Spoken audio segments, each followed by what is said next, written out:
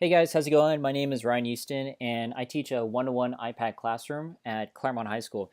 And so the whole point of this channel is to highlight some of the apps and websites that I use in my class. Just some background information. I am a social science teacher. I'm going to highlight a lot of social science apps, but not all the apps are going to be purely based on my history class. So the first app I'm going to talk about is an app called Congressional Moments. And every year that I start, regardless if I'm teaching seventh grade or eighth grade, all the way up to IB history to even US history or world history, I start with this app. The reason is because this app talks about the differences between primary and secondary sources, and it's a great way to deliver content. And in fact, out of all the years that I've taught with an iPad classroom, this is the first app that I use.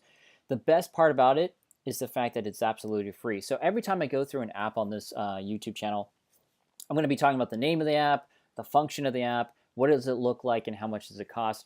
And every year, again, the reason why I'm starting with this app compared to any of the other apps, and to be honest, I only use this once or twice in the year, but I wanted to show you guys the app that I actually start with in my classroom.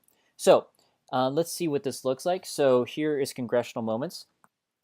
All right, so Congressional Moments is an app that teaches kids the differences between primary and secondary sources. So I usually start with actually the second one here, Explore Primary Sources.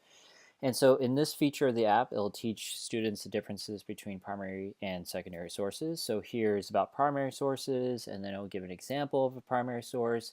Then it'll go into what are secondary sources and also give an example about that. It's pretty straightforward. Probably the best thing about this app is the quiz. And so students will be tested on, okay, whether or not they were paying attention. And so here's a fragment of the earliest known draft of the Declaration of Independence. Is this a primary source? Here's yes. And then so that was the correct answer. We'll let them know why is it the correct answer. And I'll just quickly go on to the next one. And I'll purposely answer this incorrectly. Is this a primary source? I'm going to say no. I'll let the person know if it's incorrect and also explain why. So I won't go through all the questions. There's 7 questions here. And usually what happens is when my students go through these 7 questions, the next week I will give them a longer quiz on whether or not these are primary, secondary sources. And I can almost guarantee that your students will score at least their A or B on the test. Usually I've been doing this for now 5 or 6 years, and students seem like they always do quite well after going through this app.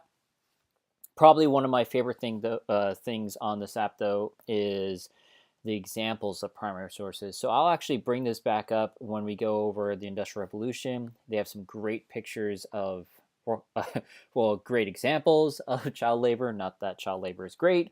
And so we'll go and talk about why these are primary sources. They got, and they'll have lots of different examples from photographs, notes, posters, to letters, political cartoons, which is great on maybe analyzing primary sources, to articles, editorials, court records, all this kind of stuff.